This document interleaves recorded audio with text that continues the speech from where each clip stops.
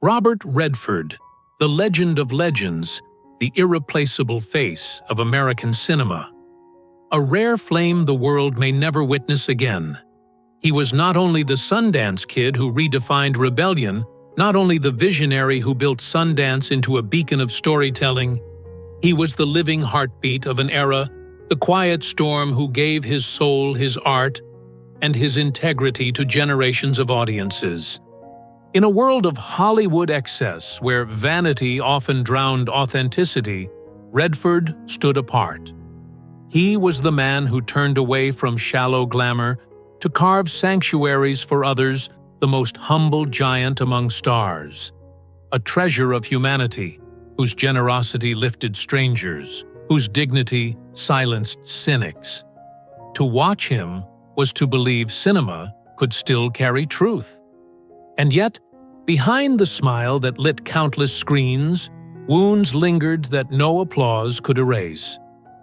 The sudden loss of his infant son, Scott, in 1959, the tragic death of his son James in 2020, the silence left by his mother's passing when he was still a teenager.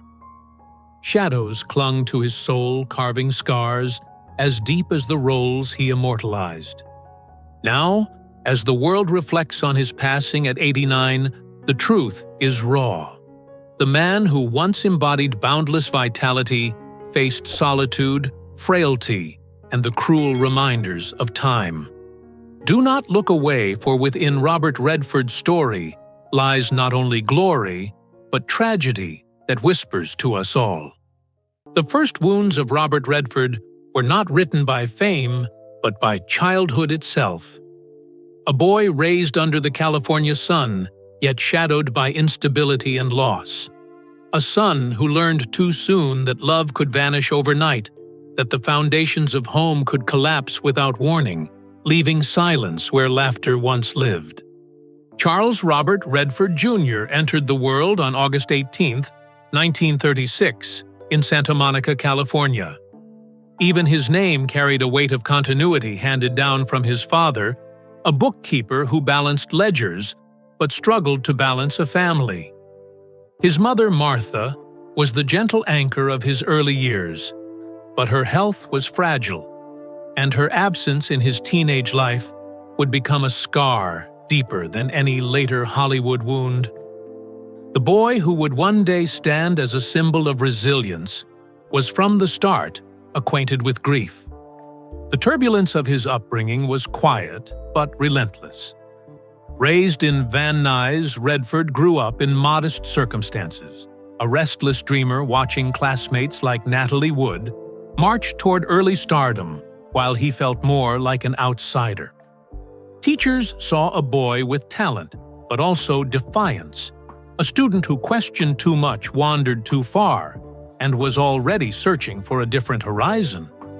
"I was a mess," Redford would later admit, remembering the reckless streak that filled his youth with more alcohol than ambition.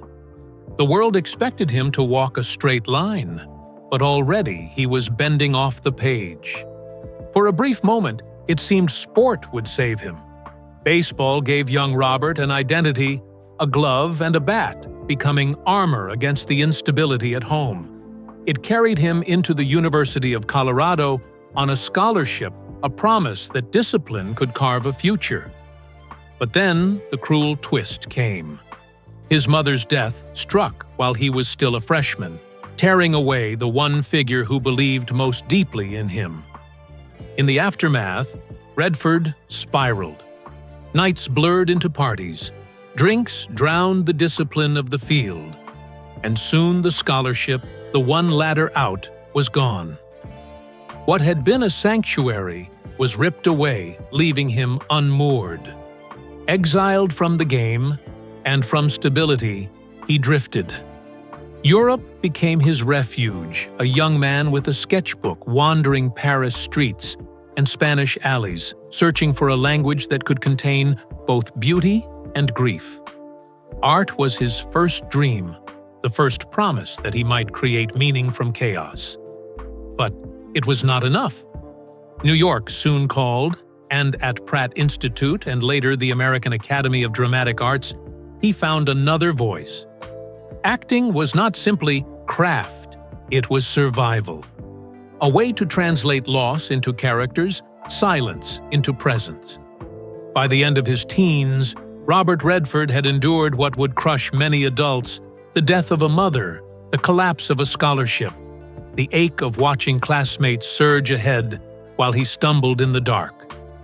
It was a cruel apprenticeship, in grief teaching him that security was fragile joy, temporary, and belonging uncertain. And yet, these wounds did not harden him. They forged him. The death of his mother left him with an empathy for fragility.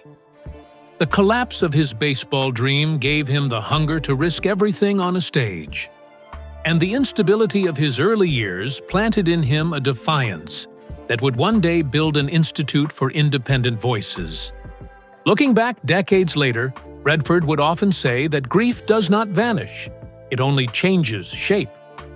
In that truth lies the echo of a boy who first tasted loss long before Hollywood knew his name, and whose art would forever carry the quiet strength of a child who learned that even broken beginnings can forge legends.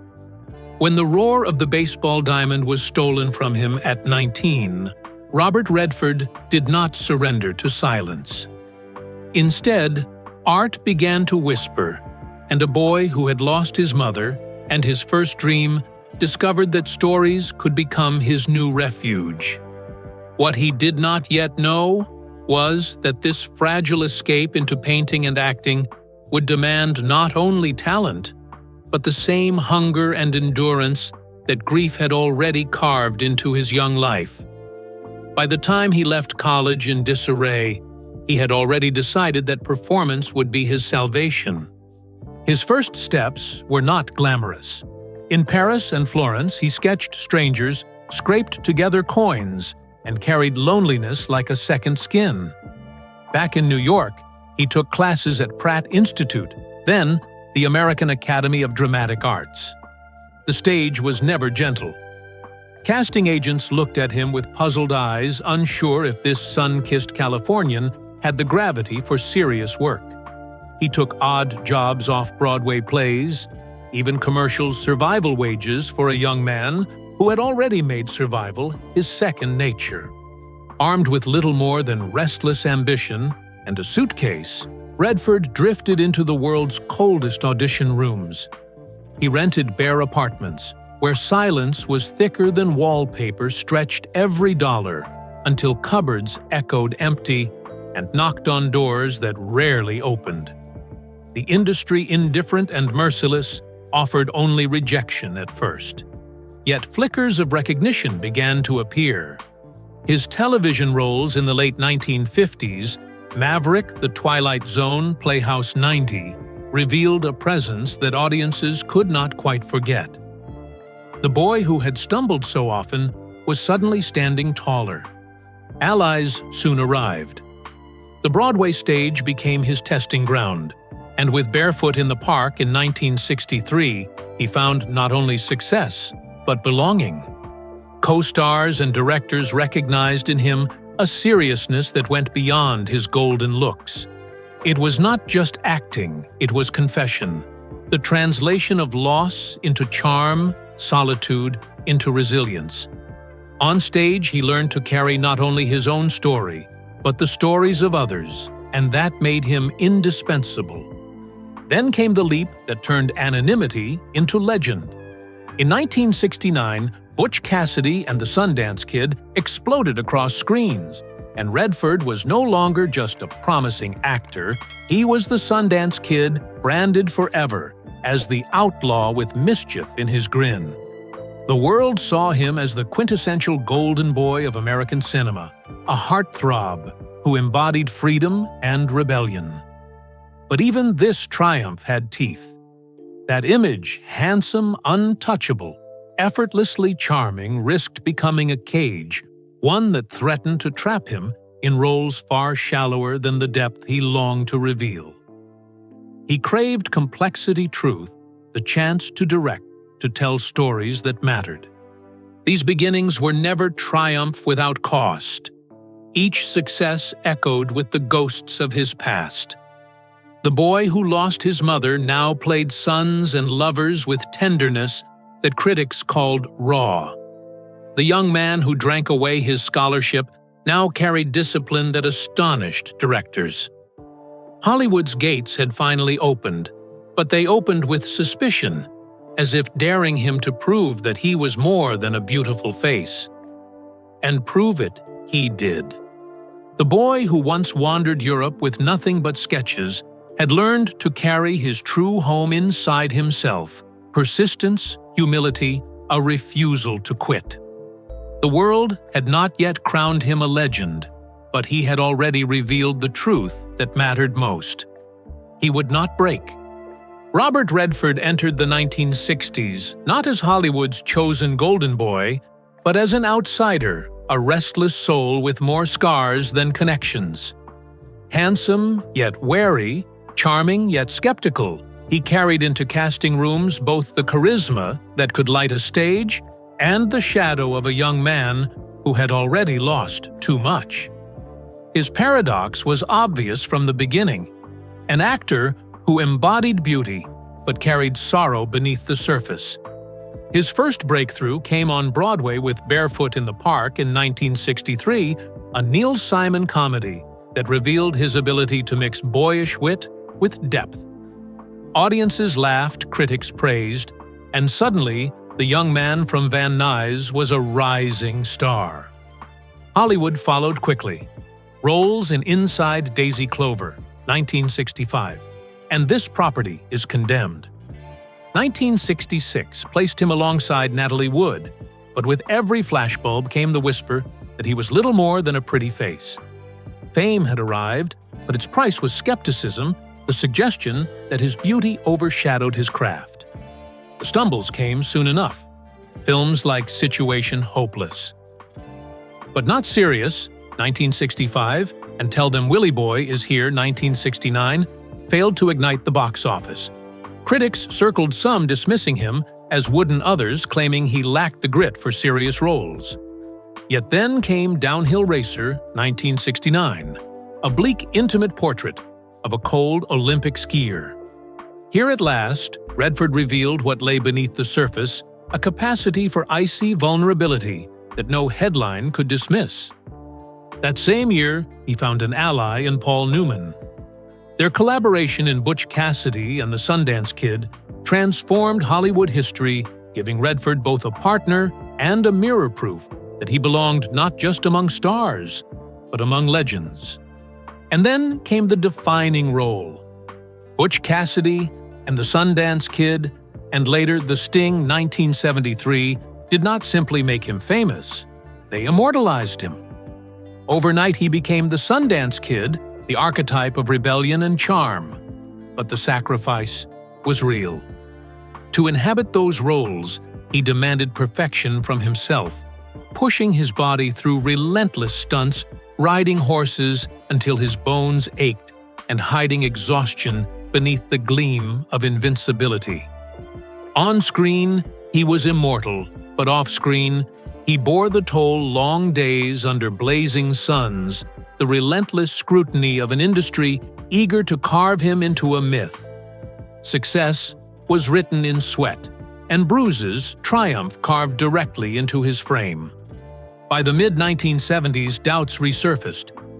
Was Redford only the handsome outlaw? Could he go deeper? He answered with All the President's Men, 1976, a film he produced and starred in. Proving his vision extended beyond performance. Yet as the years advanced, the industry still tried to cage him within the stereotype of the golden boy. He resisted turning toward directing, where his first feature, Ordinary People, 1980, won 4 Academy Awards, including Best Director. It was his resurrection, the moment he silenced every critic who had ever doubted his substance. Robert Redford's stardom was never gentle. Every cheer was accompanied by a whisper of dismissal, every success balanced on the edge of exhaustion. But he endured not because the path was gifted, but because he refused to surrender. His fame was never a gift. It was a wound turned into fire. Robert Redford has always been described as a man of rare grace, but nowhere was his humanity more visible than in the story of his heart. While Hollywood paraded its romances in flashing lights and red carpets, Redford carried his love life with the quiet caution of a man who knew how fragile happiness could be. There were no dramatic scandals, no glittering displays meant for the headlines. Instead, there was a tenderness kept close guarded, as though exposure might wound it beyond repair. Behind the image of the Sundance Kid, behind the smile that charmed generations, lived a man who longed for family, for permanence, and who would be forced again and again to learn how easily love could slip through his fingers. In the late 1950s, when he was still an aspiring artist trying to find his footing, Redford met Lola Van Wagenen, a historian whose intellect and spirit drew him in. They married in 1958, long before his face would appear on posters across the world. Together, they tried to build something that felt safe, raising 4 children in the spaces between Hollywood sound stages and the quiet landscapes of Utah. For a time, it seemed he had outrun the ghosts of his childhood. Where there had once been absence and instability, there was now a home laughter at the table, the promise of belonging. And yet, fate, merciless as ever, had not finished with him. In 1959, only a year after their wedding, their first child, Scott, died in infancy. The cause was sudden infant death syndrome, a phrase that seemed too clinical to contain the devastation it carried. The nursery they had prepared became a shrine of silence. The crib stood empty, the folded clothes untouched. Redford rarely spoke of this loss publicly, but those who knew him saw how it shadowed his every smile, how it lingered behind his eyes in moments of stillness. He was only 23, still more boy than man, and already he had carried his son to the grave. It was the kind of wound that never heals, the kind that hides itself beneath decades of work, but rises unbidden in the quiet of night. The marriage endured for years, even as Redford's fame grew, and the distance between him and Lola deepened. By 1985, they divorced not in scandal, but in sorrow, quietly marking the end of a partnership that had survived for nearly 3 decades. For Redford, it was not simply the end of a marriage, but another reminder that permanence was a fragile illusion. Rumors linked him with actresses, whispers appeared in tabloids, but he remained guarded. If there were fleeting romances, he never paraded them. He carried his heart like fragile glass, unwilling to let Hollywood's circus devour what remained of his private world. Amid this quietness, friendships often took the place of romance. His bond with Paul Newman became legendary, a partnership built not only on the screen, but in life. Together they shared laughter, creative battles, and the kind of loyalty that is rarely found in an industry obsessed with self.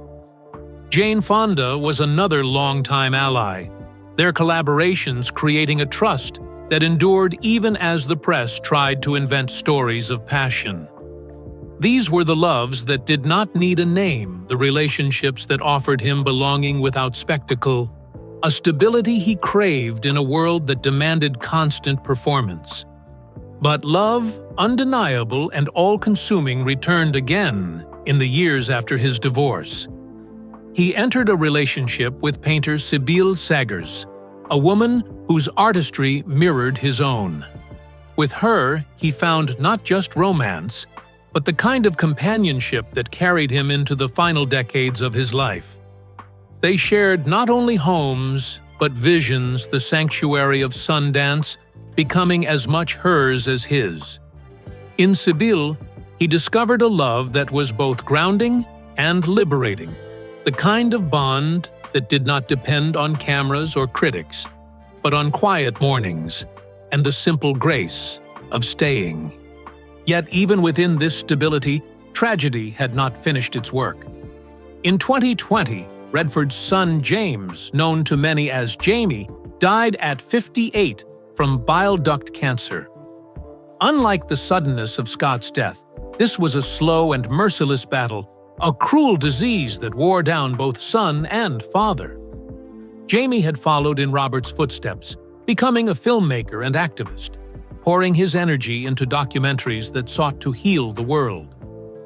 To lose him was to lose not only a child, but a partner in vision, a continuation of his own legacy. Redford, already in his 80s, carried the weight with stoic silence, but those close to him saw the devastation etched in his every gesture. It was the echo of his earliest wound, the reminder that no matter how much love he gave, no matter how fiercely he built his world, the people he cherished most could still vanish. The aftermath of these losses was not a collapse, but a transformation. Redford did not rage against fate, nor did he drown in bitterness. Instead, he carried grief like a shadow, letting it shape his art, his activism, his philanthropy. He poured himself into the Sundance Institute, nurturing young voices, funding independent films, giving chances to storytellers who might otherwise have been silenced. In these acts, grief became compassion, sorrow became empathy. His silence in interviews was not aloofness, but the language of a man who had learned that words often fail in the face of pain, that sometimes the most powerful confession is the one left unsaid. By the time the world celebrated his 80th birthday, Robert Redford was no longer just a Hollywood icon, but a vessel of endurance. Fame had given him applause, but heartbreak had given him depth. He knew better than most that love could be radiant and devastating in equal measure, that the same heart that could create family could also be forced to bury it. What defined him was not the absence of pain, but his refusal to let it consume him. He turned wounds into wisdom, silence into empathy, scars into symbols of survival. In the end, the story of Robert Redford's heart is not one of Hollywood's shallow romances, but of love tested by tragedy, of joy carved away by grief, and of resilience that transformed suffering into humanity. He carried the memory of Scott and Jamie in every role, in every frame he directed, in every quiet moment he spent away from cameras. Their absence became part of his presence, their silence part of his voice. And in carrying them, Redford became more than a star. He became a man who showed the world that the deepest greatness is not in how high one rises, but in how gently one carries love after it has been shattered. Life had never been gentle with Robert Redford, and in his later years it refused to soften its blows. The cruelty did not always come as sudden catastrophe, but as slow erosion grief that returned again and again to remind him that no man, however lionized on the screen, could ever escape the fragility of the human heart. The world saw him as the Sundance Kid, the golden rebel of American cinema, a man who seemed invincible against the sweep of time. Yet behind the applause lay hospital corridors, funeral parlors, and the silence of empty rooms where sorrow lingered long after the cameras stopped rolling. The first great wound of his family life had been carved in 1959 when his infant son, Scott, died in his crib, a tragedy that left Robert and his young wife, Lola, reeling in devastation. That wound never fully closed, and decades later it reopened when his son James, whom everyone called Jamie, was diagnosed with a rare liver disease that would eventually take his life in 2020. For years, Robert lived with the pendulum swing between film sets and hospital wards. He canceled appearances, adjusted schedules, and spent long nights at Jamie's side, watching his boy, no longer a child, but still his son, fight through surgeries, transplants, and eventually the merciless shadow of cancer. Redford never sought headlines for his devotion. He quietly funded research into organ transplantation-supported medical centers and encouraged his son's own efforts as a documentary filmmaker, raising awareness about health and environmental issues. True strength, he proved, was not in trophies or ovations, but in sitting silently at a bedside, holding a hand as though presence itself might hold back the dark. Loss did not only come from family. Friends who had been companions in his long journey began to disappear one by one, leaving him with an ever-dwindling circle. The death of Paul Newman in 2008 struck with unusual force. To the public, they were Butch and Sundance, the eternal outlaws who rode into legend together.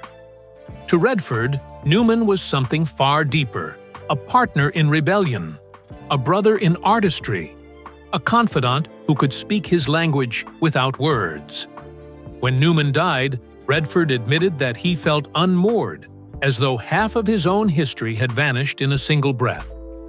It was the same pattern he had known since youth, to find light to build loyalty, and then to watch it disappear.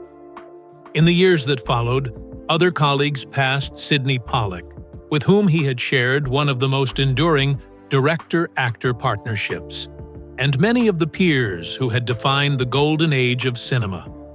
Each funeral, each obituary, was another subtraction, another reminder that the community of artists who had once stood beside him was dissolving into memory. Yet out of these sorrows, Redford did not retreat into bitterness. Instead, he transformed them into a legacy of compassion. He poured his fortune and his energy into the Sundance Institute, not as a monument to his name, but as a sanctuary for others. He believed that young filmmakers, often overlooked by the studio system, deserved a voice, and through his institute, he nurtured generations of artists whose stories might otherwise have been silenced. He endowed scholarships, supported environmental conservation, and gave quietly to hospitals and research. Unlike so many who sought credit, he often gave anonymously, letting the work speak louder than the benefactor. "Grief changes shape, but it never ends," he once said. And in that phrase was the philosophy of a man who had chosen to turn his grief outward, reshaping it into something that could ease the lives of others. The paradox of Robert Redford's life is that the very losses that threatened to break him became the forge of his endurance. On screen, he could embody invincibility, but off-screen, he was teaching a different lesson: that greatness is not measured by the roles one plays, nor by the applause that greets them, but by the quiet acts of love and generosity that endure when the spotlight has faded. By the end of his life, he carried scars that no camera ever captured, scars of a father who buried two sons of a friend, who said farewell too soon, of a man who had learned again and again that permanence is an illusion.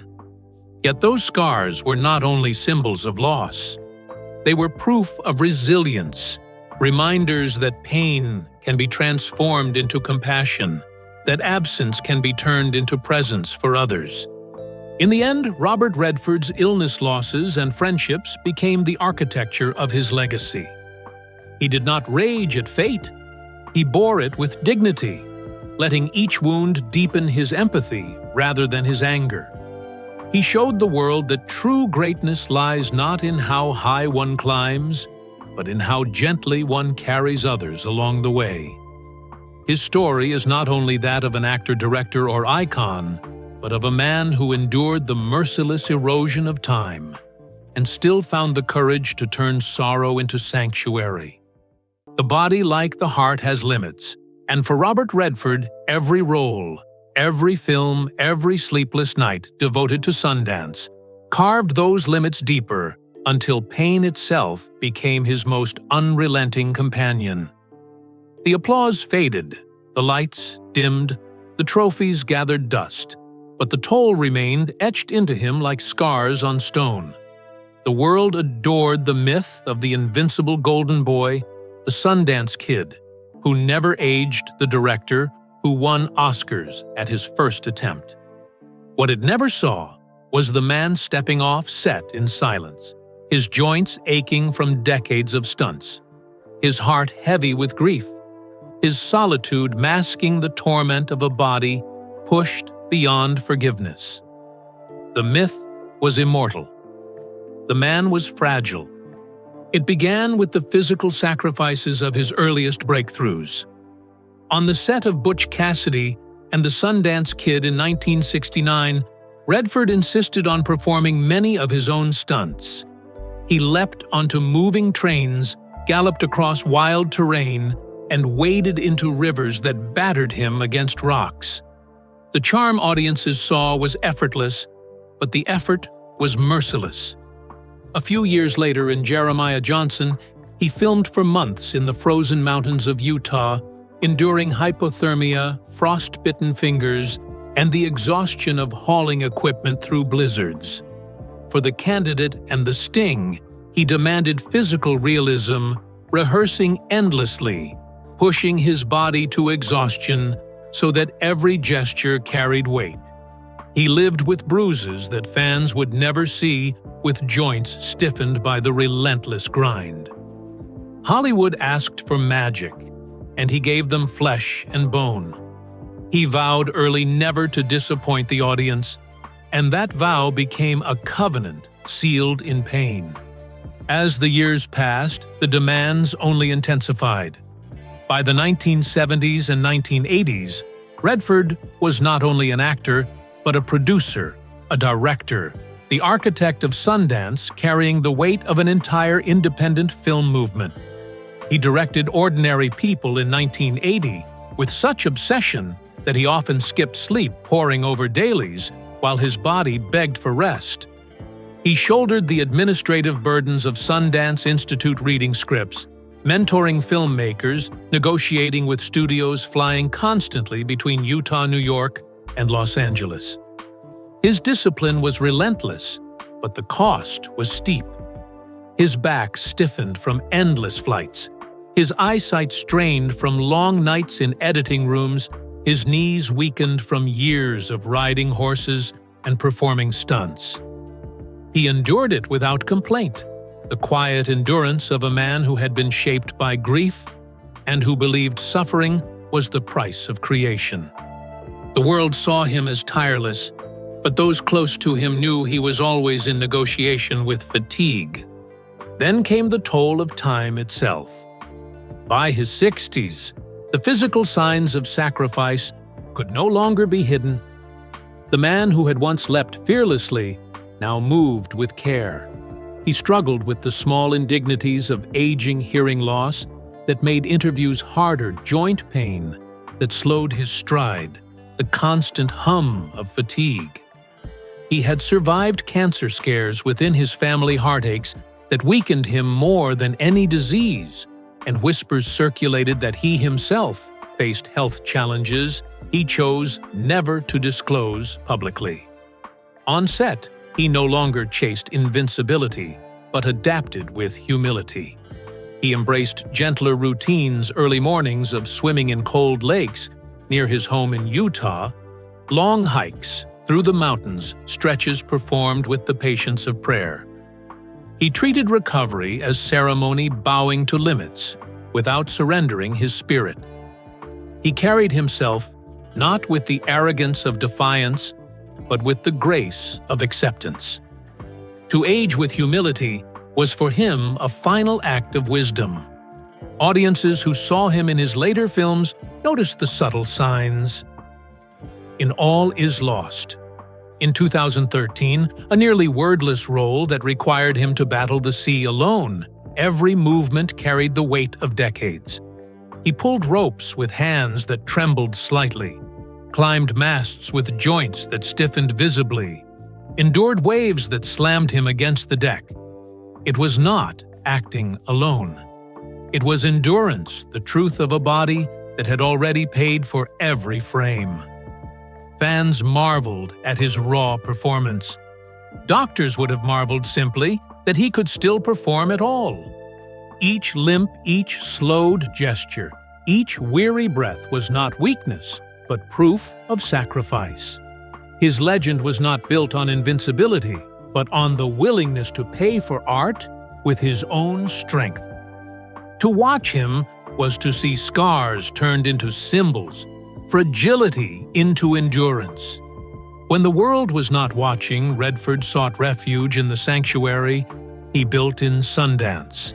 His home there was not a monument to wealth, but a temple of calm constructed of wood and glass to merge seamlessly with the mountains. Morning light spilled across vast windows, forests pressed close against the walls, and streams whispered nearby.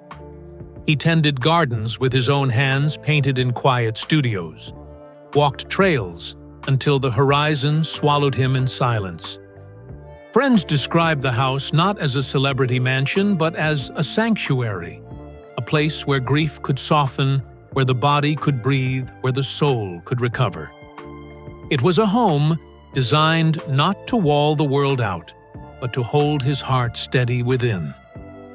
After decades of loss, after the deaths of 2 sons, after the endless strain of Hollywood, it was here that he found the closest thing to peace.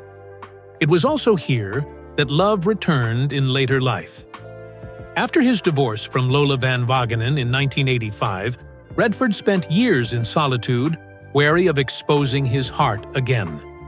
But in Sibylle Sagars, the German painter he had known since the 1990s, he found not just companionship, but redemption. Their relationship deepened over the years until they married quietly in Hamburg in 2009. She was not of Hollywood, but of art, and with her, he shared a life defined not by premieres, but by daily rituals, cooking together, painting side by side evenings of conversation that dissolved into silence. She painted, he sketched. Sometimes they sat in gardens, letting the twilight settle around them. In her presence, he discovered not spectacle, but intimacy. The kind of love that does not announce itself but sustains. After decades of carrying absence, he had found a presence steady enough to anchor him in his final years. Even as age slowed him, Redford never abandoned creation. He became selective, choosing projects that resonated deeply. All Is Lost was one. The Old Man and the Gun in 2018 was another, a farewell role that mirrored his own life. A thief, tired but unbroken, still running one last time. Beyond cinema, he turned to painting, to environmental advocacy, to mentoring young filmmakers through Sundance. He believed only in pursuing what made his heart feel alive. He no longer measured success by box office, but by meaning. In interviews, he often said he was finished with acting, then returned for one more project when the story was too powerful to resist. It was a rhythm not of ambition, but of passion, of following the compass of the soul rather than the market. Perhaps the most enduring transformation of his later years was the way he turned grief into legacy. He had buried 2 sons, watched friends fade, endured the relentless erosion of time. Yet instead of retreating into bitterness, he expanded outward. Through Sundance Institute, he nurtured countless voices otherwise silenced by the studio system. He championed conservation of the American West, donating land and resources to preserve the wilderness he loved. He funded hospitals and research, often anonymously letting the work speak louder than the benefactor.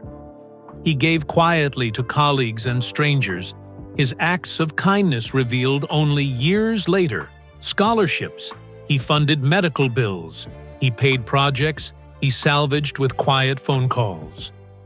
He lived the belief that grief changes shape, but never ends, and in that truth, he found a way to turn sorrow into compassion. By the end, Robert Redford's greatness was not measured by the films alone, though they were many, nor by the awards, though they were countless. His greatness lay in the scars he carried and the way he carried others along with him. The cost of fame was carved into his body, but he never allowed it to break his spirit. His scars were not secrets. They were monuments. His silences were not emptiness. They were wisdom. His legacy was not fame, but humanity, not triumph, but compassion. The applause had faded, the lights dimmed, but in the quiet, after something more enduring remained. And now the question belongs to you. What will you remember most about Robert Redford? The Sundance Kid grinning in rebellion? The visionary director shaping independent cinema? Or the man who bore grief with grace? Which of his films, which of his moments lives most deeply in your heart? Share your reflections, for in remembering him, we honor not just a star, but a man who turned wounds into wisdom, scars into symbols, and silence into empathy. If his journey has touched you, let your voice join the chorus that ensures stories like his are cherished, passed on, and never forgotten. Because in the end, true greatness is not measured in fortune or fame, but in how gently one carries others along the way.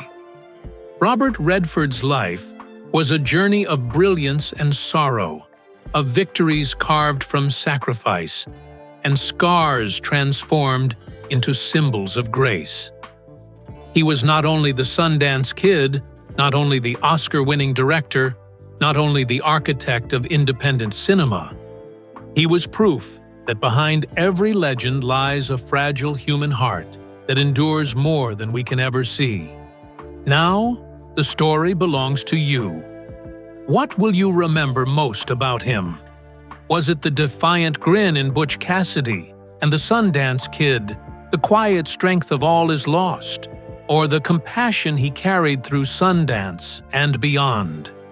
Do you see in his journey a reflection of your own battles, your own endurance against grief and time? Leave your thoughts below. Let us gather them like pieces of memory, like a chorus of voices that ensure Robert Redford's legacy will not fade with the applause.